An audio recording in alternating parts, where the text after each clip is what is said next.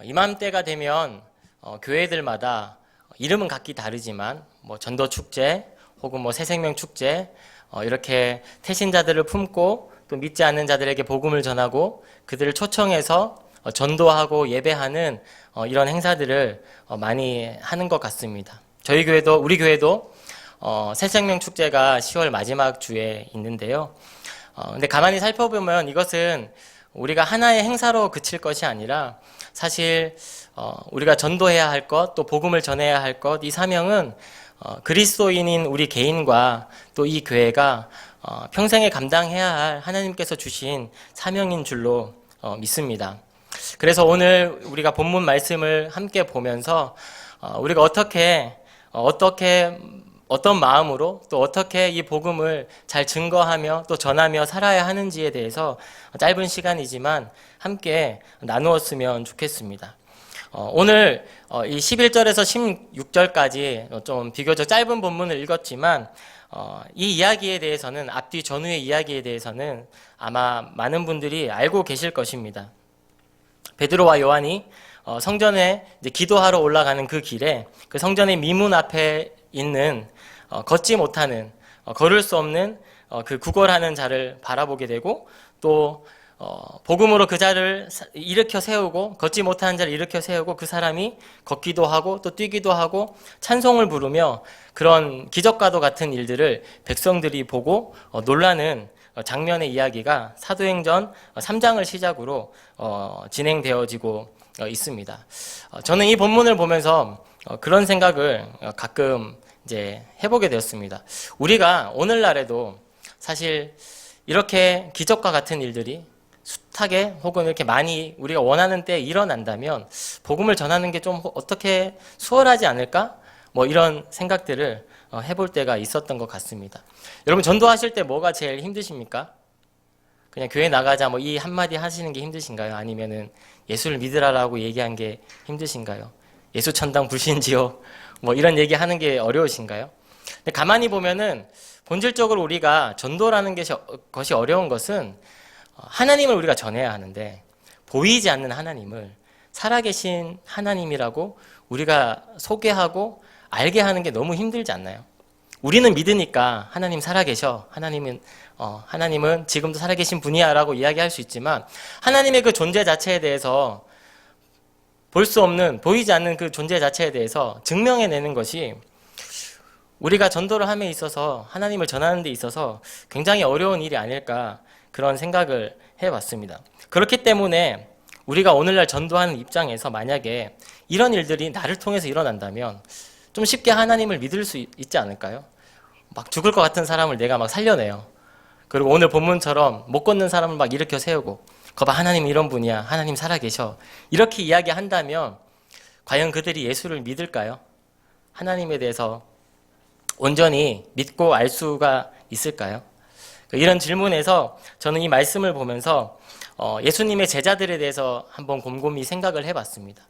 예수님의 제자들에 대해서 묵상을 하는 가운데 사람들은 기적을 본다고 해서 하나님을 알게 되거나 믿는 것은 아니구나 라는 것을 알게 되었습니다.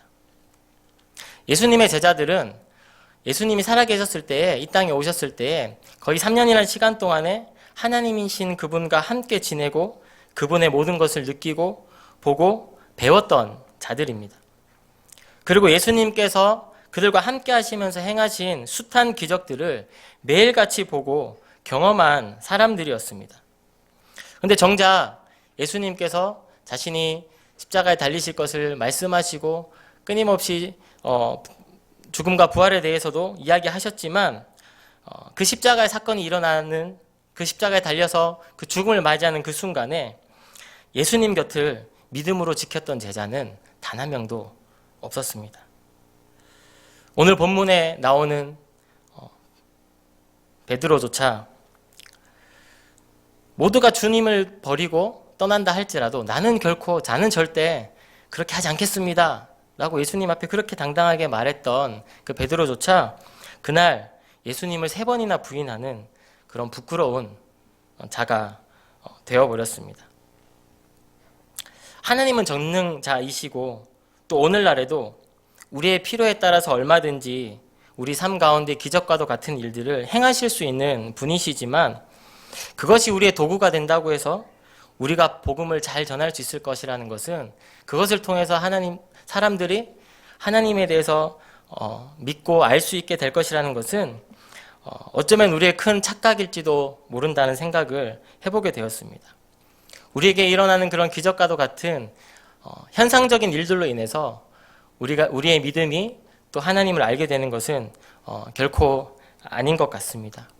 그런 면에서 오늘 이 본문의 이야기는 그저 베드로와 요한이 걸을 수 없는 사람들을 살렸고 그런 기적이 일어났다, 이걸로 많은 사람들이 예수를 알게 되었다, 믿었다, 이런 표면적인 이야기가 아니라 더 본질적인 이야기들을 하고 있다고 저는 보게 되었습니다. 그리고 오늘 우리가 이 땅을 살아가는 그리스도인으로서 또 특별히 우리가 새생명 축제를 준비하면서 우리는 어떤 마음으로 복음을 전하고 또 태신자를 품어야 하는가에 대해서 함께 나누었으면 좋겠습니다. 우리가 전도자로서 또 이 시간에 태신자를 우리가 품고 있으면서 먼저 가장 생각해야 할 것은 나는 지금 성령 충만한 자인가라는 것입니다. 오늘 읽었던 15절 본문 말씀을 보면 그러나 하나님이 죽은 자 가운데서 그를 살리셨으니 우리가 이 일의 증인이라. 이게 베드로가 하는 이 고백이 저는 읽으면 읽을수록 가슴 뭉클해지는 그런 은혜가 있었습니다. 왜냐하면 이 증인이라는 단어를 예수님께서 부활하시고 승천하시면서 제자들에게 주셨던 말씀이었거든요. 그 연약하고 부족한 제자들에게 다 흩어졌던 제자들을 예수님께서 부활하시고 찾아오셔서 모으시고 또 만나시고 다시 승천하시면서 사도행전 우리가 잘 아는 1장 8절의 말씀과 같이 너희에게 성령이 임하면 너희가 내 증인이 될 것이다, 이렇게 말씀하신 그 내용이 사도행전 1장에 나오고 있기 때문입니다. 베드로가 우리가 이 일의 증인이다, 나는 예수의 증인이다 라고 이렇게 오늘 15절 말씀에서 당당하게 고백할 수 있었던 것은 바로 주님이 사도행전 그 1장에서 말씀하신 것처럼 성령이 그에게 임하였기 때문입니다. 그가 성령에 충만한 사람이었기 때문입니다. 우리는 기적을 행하는 그 일의 주체가 아니라 바로 그 일을 행하시는 하나님의 증인이 되어야 할 것입니다. 예수님의 죽으심과 또 살아나심을 보고 믿고 정말 그것이 진리다라고 이야기할 수 있는 증인 말입니다. 예수님은 이 베드로가 했던 고백과 같이 우리가 증인이다라고 이야기할 수 있음이 바로 성령께서 우리 안에 계셔야만 가능하다고 이야기하십니다. 오늘날을 살아가면서 이것들을 분명히 알고 있으면서도 저는 복음을 전하면서 왜 그렇게 부끄러운 일들이 많은지 모르겠습니다. 여러 가지 핑계들을 많이 대죠. 이렇게 전하는 것은 요즘 시대와 맞지 않아. 요즘 트렌드와 맞지 않아. 요즘에 이렇게 전도해가지고 어떻게 전도가 되겠어? 사람들이 복음을 듣겠어? 이런 시대나 상황, 또 사람들의 눈치, 여러 핑계를 대면서 내 자신에게 내가 복음을 전하지 못하는 이유에 대해서 합리화하고 있지만 가장 큰 문제는 내 안에 그 복음을 전할 만한 충만한 성령의 은혜가 없다라는 것입니다. 사도행전에 나오는 수많은 그리스도인들은 그들이 가진 것이 없어도 남들보다 세상의 지위가 높지 않아도 복음 앞에서만큼은 누구보다 당당하고 분명한 자들이었음을 보게 됩니다. 여러분, 예수를 믿는다고 해서 다 부자가 되나요? 예수를 믿는다고 해서 내 자녀는 무조건 좋은 대학에 들어가나요? 들어가야만 하나요? 은과 금이 없어도 예수의 이름으로 당당하고 예수의 이름으로 능력으로 행하고 예수의 이름으로 선포하며 말씀을 전했던 이가 오늘 바로 성령 충만한 베드로였습니다. 우리가 복음 앞에서 떳떳하지 못하는 이유가 무엇입니까? 곰곰이 한번 돌아봤으면 좋겠습니다. 내가 남들보다 좋은 집에 살지 못해서, 좋은 차를 끌고 있지 못해서, 좋은 지위가 없어서, 내가 좋은 배움을 얻지 못해서 그런 것 때문에 우리가 떳떳하지 못한 것이 아니라 오히려 성령의 충만함으로 우리가 복음과 사람들 앞에서 당당하고 떳떳한 사람이 되기를 간절히 소망합니다. 세상의 기준과 가치로 우리의 삶을, 우리 자신을 열등하게 여기지 않고 움츠러들지 않고 내 안에 그 무엇으로도 바꿀 수 없는 예수 그리스도의 그 성령의 충만함이 우리 삶 가운데 능력으로 나타나길 간절히 소망합니다. 그래서 예수의 증인들은 성령을 받은 사람들이었습니다. 성령에 충만한 사람들이었습니다. 하지 않는 게 아니라 이 충만함이 없기 때문에 우리가 전할 수가 없는 것입니다. 두 번째로는 우리에게 우리가 품고 전하고 기도해야 될 그 영혼들이 우리 눈에 보여지는 은혜가 있기를 소망합니다. 오늘 3장, 오늘 읽진 않았지만 사도행전 3장 2절의 말씀을 보면 오늘 이 걷지 못하다가 기적적으로 걷게 된 이 사람은 그날 우연히 그 시간에 그 자리에 단 하루 있었던 것이 아니었습니다. 날마다 그곳에서 기도하러 올라가는 사람들 앞에서 그 미문이라는 곳에서 구걸하며 그것으로 살아가는 사람이었습니다. 늘 있던 자리, 늘 있는 사람, 그냥 늘 마치 배경과 같이 있는 사람처럼 베드로와 요한 역시 그렇게 여겼다면, 관심을 가지지 않았다면 아마 그날의 기적도 없지 않았을까요? 어쩌면 이와 같이 하나님께서 우리를 통해서 복음을 전하고자 하는 그 대상은, 그 사람은 어떠한 특별한 경우에 특별한 경험으로 그런 만남으로 이루어지는 그런 만남만은 아닐지도 모르겠습니다. 우리의 일상 속에서 늘 부딪히고 우리가 늘 만나고 늘 보게 되지만 우리가 그것을 인지하고 못하고 넘어갈 때가 많은 것 같습니다. 사실 저는 교회에서 사역을 하고 있고 또 저의 인간관계의 대부분의 출발점이 목회자나 또 혹은 성도님들이나 이렇게 믿는 자들로 이어져 있기 때문에 만나는 사람들이 예수를 믿지 않거나 복음을 전해야 할 대상이거나 이런 경우가 아마 여긴 성도님들보다 현저히 적을 수도 있습니다. 하지만 그런 저도 곰곰이 하루를 되짚어 보면요, 오히려 예수를 모르는 자들을 마주치며 만나는 일들이 정말 많다는 것을 생각해 볼 수 있습니다. 내가 장을 보러 슈퍼에 가면서 택배를 찾으러 이렇게 가면서 만나는 경비원분들, 또 자녀를 통해서 만나는 학부모들, 또 대중교통을 이용하면서 만나는 기사분들이나 사람들, 사실 우리가 의미 없다라고 생각하면 그냥 스쳐 지나가는 수많은 사람들이 바꾸어 생각하면 우리가 정말 숱하게 복음을 전해야 할 사람들이 이렇게나 많은데 우리가 놓치고 살아가고 있진 않는지 한번 되돌아봤으면 좋겠습니다. 앞서도 말했지만 저보다 여러분들이 더 많지 않을까요? 직장에서, 학교에서, 또 혹은 함께 취미생활을 하는 동아리에서, 여러 모임에서 우리는 크게 의미를 두지 않고 만나고 있지만 하나님 편에서는 정말 구원해야 할 한 영혼이 어쩌면 우리의 삶의 어떤 부분에 늘 맞닿아 있는지도 모르겠습니다. 이렇게 되짚어 보면서 내가 하루에도 만나는 이 수많은 사람들 가운데 하나님께서 찾으시는 그 한 영혼이 있진 않는지, 하나님께서 품게 하시고 마음을 주시는 영혼이 있지 않는지 고민하며 기도해 봤으면 좋겠습니다. 저는 사실 이 부분에 대해서 정말 강력하고 또 정말 잊을 수 없도록 하나님께서 경험하게 하신 적이 제 삶 가운데 한 번 있었습니다. 종종 제가 설교를 하면서 말씀을 드린 적도 있었는데, 제가 20살 때 군입대를 하고 이제 제대를 할 때쯤에 하나님께서 너무나 사랑했던 친구를 하나님 품으로 데려가시면서 제 주변에 숱하게 많은 사람들을 제가 납득할 수 없는 이유로 그렇게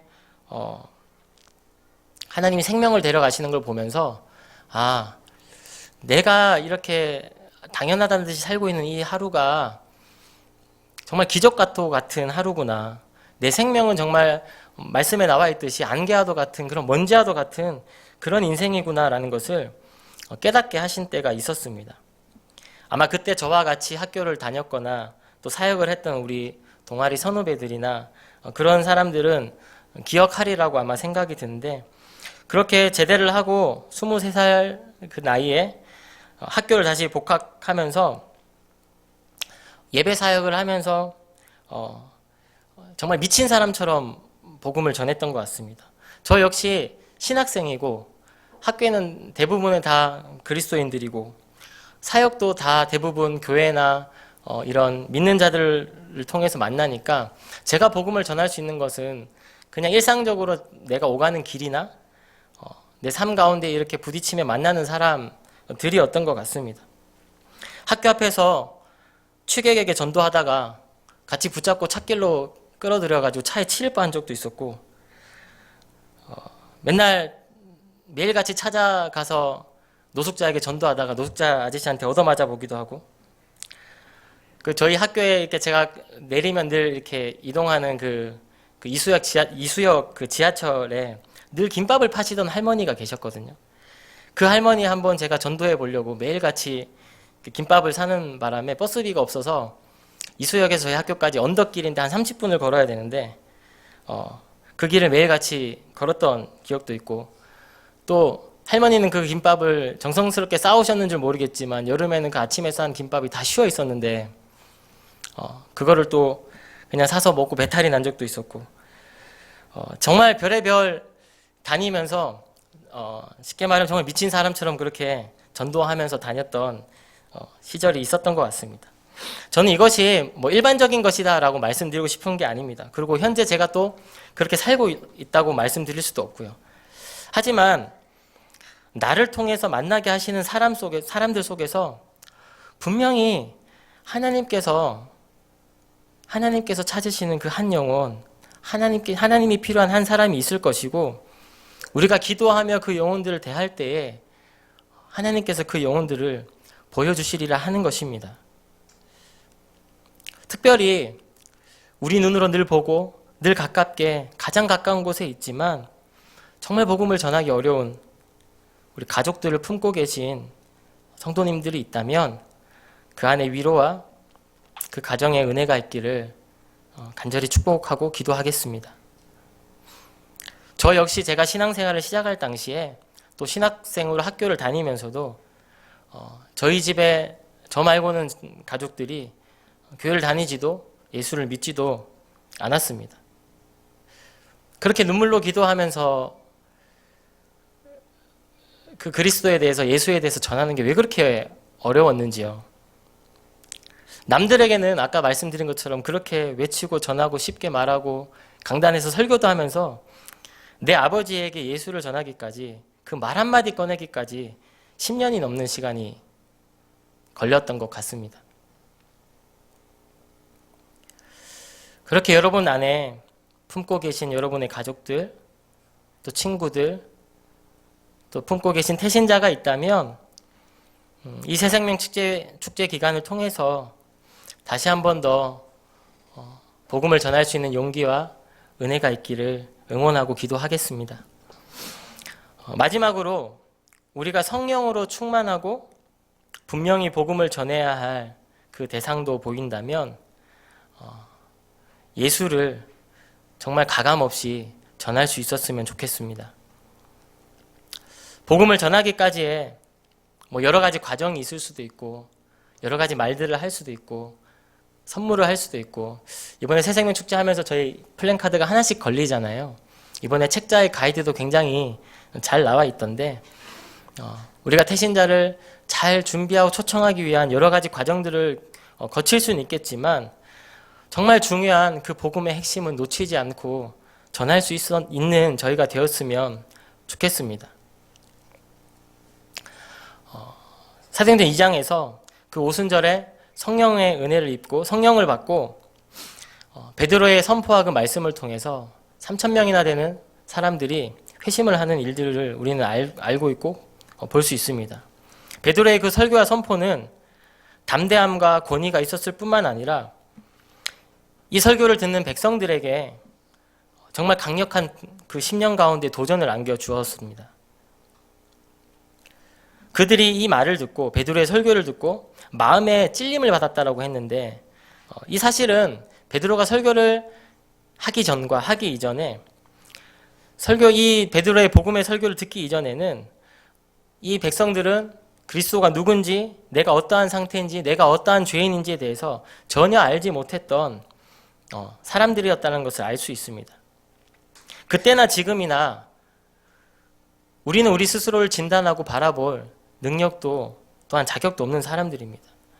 사람들의 영혼, 그들의 심령을 변화시키기 위해서 그들이 정말 우리가 죄인임을 온전히 바라보기 위해서는 선포되어지는 하나님의 말씀이 분명히 있어야 합니다. 그리고 그것을 들을 수 있어야 됩니다. 우리가 사람들을 교회로 데려오기 위해서 온갖 여러 가지 것들을 준비하고 말들은 하지만 정말 하나님의 말씀 그리고 이 복음을 전하지 못한다면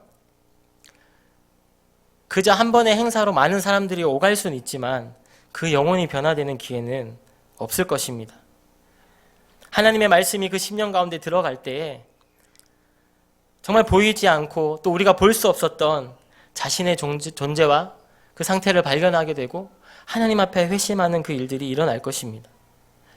그랬을 때 그 말씀에 반응한 자들이 오늘 사도행전 말씀을 보니까 우리가 구원을 받기 위해 도대체 무엇을 해야 하냐 이렇게 되물었던 것처럼 이 응답에 베드로는 회개하라 그리고 죄사함을 얻기 위해 예수 그리스도의 이름으로 세례를 받으라 이렇게 말하고 있습니다.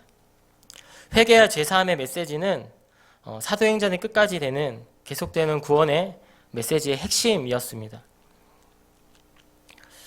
예전에 제가 하늘빛 우리 교회에서 중고등부 사역을 할 때 한 중등부 친구가 이렇게 쭈뼛쭈뼛 찾아와서 저한테 이런 얘기를 한 적이 있었습니다. 전사님 죄송한데요, 저 다음 주부터 교회 좀 쉬려고요. 뭐 직장도 아니고 일터도 아니고 뜬금없이 교회를 쉰다 그러니까 무슨 말인가 이렇게 했더니 자기는 모태신앙이고 어릴 때부터 부모를 따라 교회를 다녔고 지금도 다니고 있고 교회가 사실 불편하거나 이상하진 않대요. 너무 편하고 익숙하고 뭐 모임을 하는 거, 예배를 드리는 거, 교회 생활을 하는 것 자체가 거부감이 있는 건 아닌데 곰곰이 생각을 해보니까 그럼에도 불구하고 자기가 왜 교회를 다녀야 되는지에 대해서는 모르겠다는 거예요. 그냥 다니고는 있는데 습관처럼. 선생님 제가 그 이유를 발견할 때까지는 교회를 좀 쉬겠습니다. 이렇게 이야기를 하더라고요. 제가 그 말을 다 듣고 잠시 생각을 하다가 이렇게 얘기해줬던 기억이 있습니다. 그래 네가 쉬고 싶으면 얼마든지 쉬어도 돼. 뭐 한 달이 됐든 두 달이 됐든 쉴 수 있어. 모임도 너무 많고 힘들면 하지 않아도 돼. 그런데 정말 부탁인데 일주일에 딱 1시간 그 예배 시간만큼만 와서 예배를 드리고 가면 안 되겠니?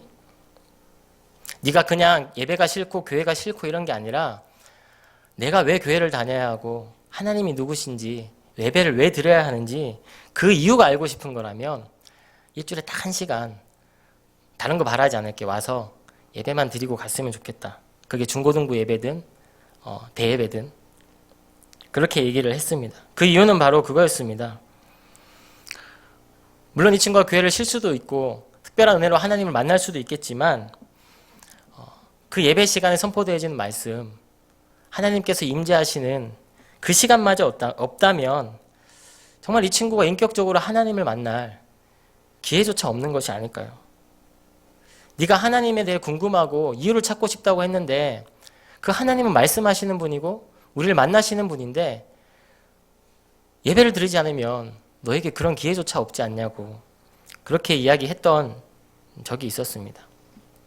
굉장히 착하고 또 의리가 있는 친구여서